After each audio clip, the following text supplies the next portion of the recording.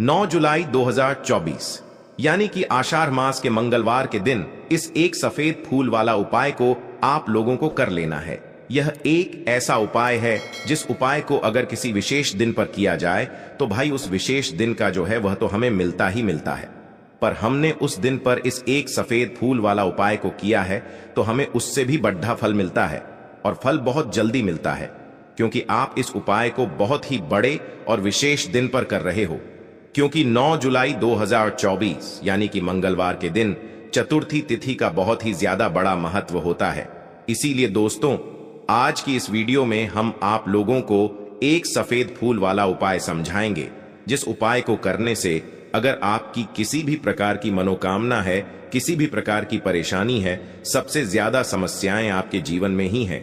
अगर आपको धन प्राप्ति नहीं हो पा रहा है, रुपये पैसे की आपके घर में लगातार दिक्कत परेशानियां चलती चली आ रही है, आपका व्यापार, आपकी नौकरी अगर अच्छे से नहीं चल रहे हैं, जिसकी वजह से घर में लगातार आर्थिक समस्याएं बनी रहती हैं, घर का कोई न कोई सदस्य अगर बीमार रहता है, आपस में एक दूसरे से लड़ाई झगड़ा होता रहता है, किसी की अगर बनती नहीं है, तो पूज्य गुरु जी ने कहा है कि जब आपके जीवन में ऐसी परिस्थितियां आ जाएं कि आप एक एक रुपए खर्च करने से पहले कई कई बार सोचने लगे हो, आपको धन प्राप्ति अगर नहीं हो पा रहा हो, तो आपको सिर्फ और सिर्फ एक सफेद फूल से शिवलिंग के सामने एक ऐसा विशेष उपाय करना है जो आपकी इन सारी समस्याओं को सिर्फ 7 दिन के अंदर ही समाप्त कर देगा।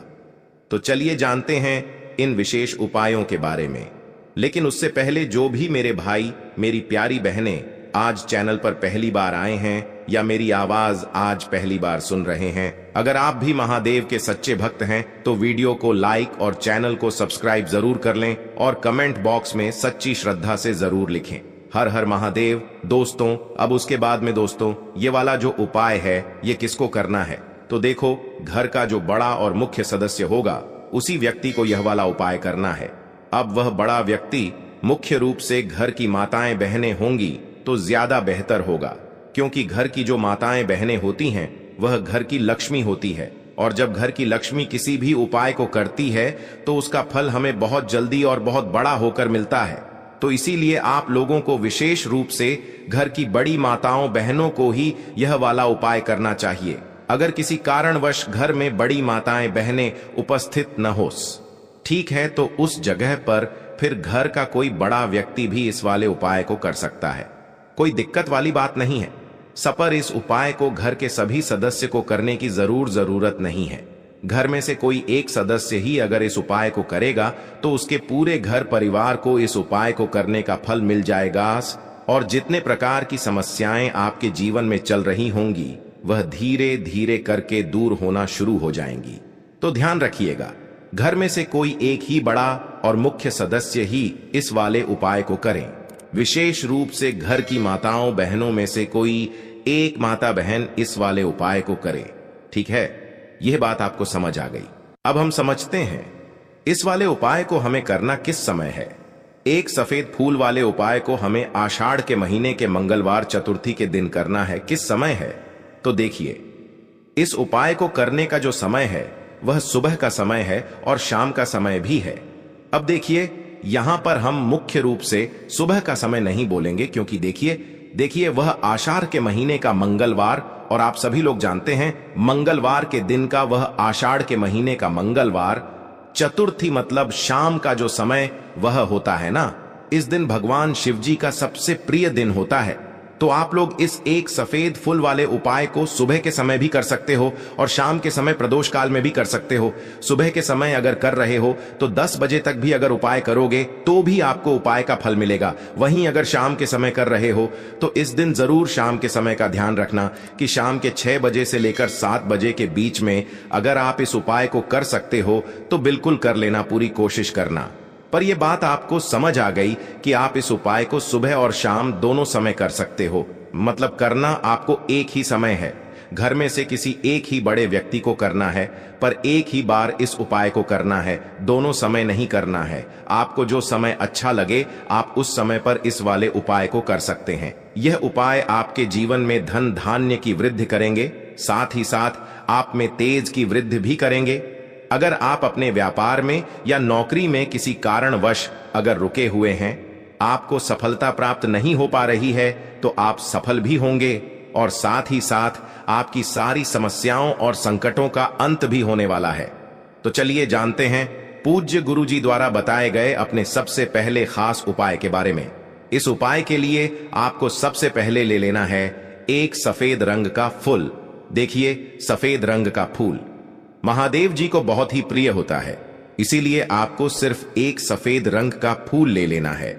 अगर आपके पास में सफेद रंग का फूल नहीं है, तो आप शिवलिंग के ऊपर चढ़े हुए सफेद रंग के फूल को उठाकर इसे जल्द से शुद्ध करके आप इसका फिर से इस्तेमाल शिवलिंग पर कर सकते हैं। बस आपको ध्यान रखना है कि सफेद रंग का फूल जो आप लेंगे वो केतकी का फूल नहीं होना चाहिए, और आप कोई भी सफेद रंग का फूल उसकी जगह पर ले सकते हैं। फिर इसी के साथ आपको एक चावल का दाना ले लेना है। इसी के साथ आपको एक बेलपत्र ले लेनी है। अगर आपके पास में बेलपत्र भी नहीं है, तो शिवलिंग के ऊपर चढ़ाए हुई बेलपत्र को उठाकर आप इसे जल से शुद्ध करके इसका फिर से इस्तेमाल शिवलिंग पर कर सकते हैं। फिर आपको सबसे आखिर में एक लोटा जल ले लेना है। लोटा आप तांबे का लेंगे और जल हमेशा की तरह आपको अपने घर के किचन से ही लेना है। अब यह सारी सामग्री लेकर के आपको पहुंच जाना है शिवालय। पूज्य गुरु जी ने कहा है कि इस उपाय को आप शाम को प्रदोष काल में करना चाहे तो अति उत्तम रहेगा। अब देखिए, अब जो यह तीनों सामग्री आपके पास में है, इनको लेकर के आपको पहुंच जाना है शिवालय, और एक बेल पत्र को ले गए हैं और एक चावल का दाना जो आपके पास में है और एक सफेद रंग का फूल जो आप साथ में लेकर गए हैं, इन तीनों सामग्रियों को एक एक करके आपको इसी एक लोटे जल में डाल देना है। ये तीनों सामग्री आप शिवलिंग के सामने ही इस एक लोटे जल में डालिए। अब आपका यह एक लोटे जल का मिश्रण तैयार हो गया। अब इस एक लोटे जल के मिश्रण को आप धीरे धीरे शिवलिंग के ऊपर समर्पित करते जाएंगे और लगातार ओम नम शिवाय या श्री शिवाय नमस्तुभयम दोनों में से किसी भी एक मंत्र का आप स्मरण करते जाएंगे। पूज्य गुरु जी ने कहा है कि जल आपको बिल्कुल धीरे धीरे समर्पित करना है, और जल समर्पित करते हुए आप कम से कम 108 बार इस मंत्र का आप स्मरण जरूर कर लें। आप चाहें तो श्री शिवाय नमस्तुभ्यम मंत्र का स्मरण कर लें, और चाहें तो ओम नम शिवाय मंत्र का स्मरण कर लें। इसके बाद जलाधारी से जो जल बह करके नीचे गिर रहा है, उसको थोड़ा सा आपको किसी पात्र में इकट्ठा कर लेना है। आप चाहें तो इस खाली लोटे में भी इस जल को इकट्ठा कर सकते हैं और महादेव जी से अमृत स्वरूप आपको प्राप्त कर लेना है।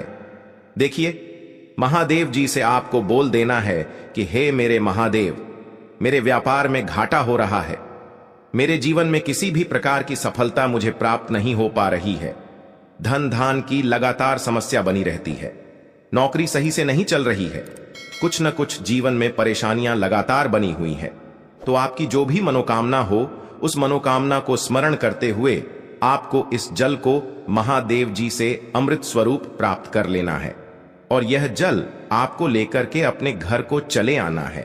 अब अगर आपके घर में लड़ाई झगड़ा बहुत होता है, तो आप इस जल का आचमन अपने पूरे घर के प्रत्येक कोने में कर दीजिए, यानी कि इस जल का छिड़काव आपके घर के प्रत्येक कोने में आपको कर देना है। बस आपको किसी भी अशुद्ध जगह पर इस जल का छिड़काव नहीं करना है, और घर के हर कोने में इस जल का आपको छिड़काव कर देना है।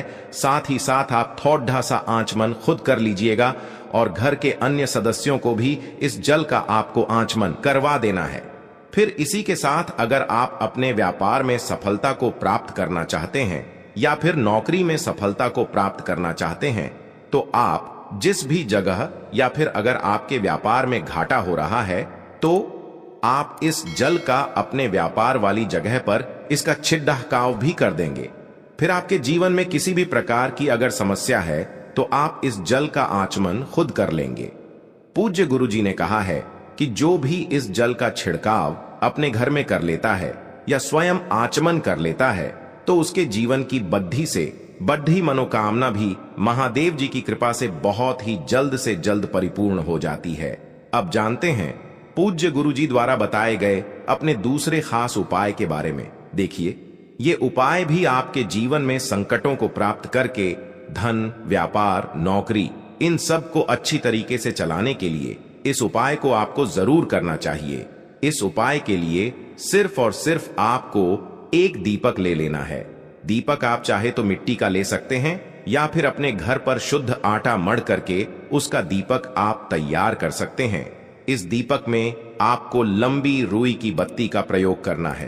पूज्य गुरुजी ने अपनी शिव महापुराण की कथा में कई बार बताया हुआ है कि लंबी रुई की बत्ती का प्रयोग जब भी हम लोग करते हैं तब हमें अपने जीवन में धन धान्य की प्राप्ति होती है, हमारे वंश में वृद्धि होती है और हमारे जीवन में तरक्की हमें प्राप्त होना शुरू हो जाती है।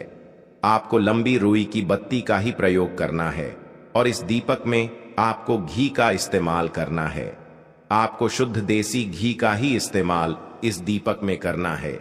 इसी के साथ आपको थोड़े से चावल के दाने ले लेने हैं। आपको एक मुट्ठी चावल के दाने ले लेने हैं। अब ये सारी सामग्री लेकर के आपको पहुंच जाना है किसी भी बेलपत्र वृक्ष के नीचे।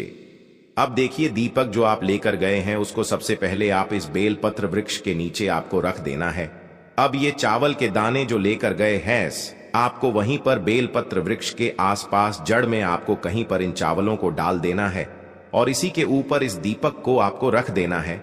दीपक की बत्ती का जो मुख होगा वो उत्तर दिशा की तरफ होगा और उत्तर दिशा की तरफ रखते हुए आप इस दीपक को वहीं पर प्रज्वलित कर देंगे और फिर वहीं बेलपत्र वृक्ष के नीचे बैठकर कम से कम आपको 108 बार ओम नमः शिवाय या श्री शिवाय नमस्तुभ्यम दोनों में से किसी भी एक मंत्र का आपको स्मरण कर लेना है और आपके जीवन में चल रही धन धान की समस्या या व्यापार की समस्या को दूर करने के लिए आपको महादेव जी से प्रार्थना कर लेनी है। फिर वापस अपने घर को आपको चले आना है। पूज्य गुरु जी ने कहा है कि जो भी व्यक्ति इस उपाय को लगातार 5 संकष्टी चतुर्थी आपको करना पड़ेगा, तभी आपको इस कार्य में सफलता प्राप्त होना शुरू होगी।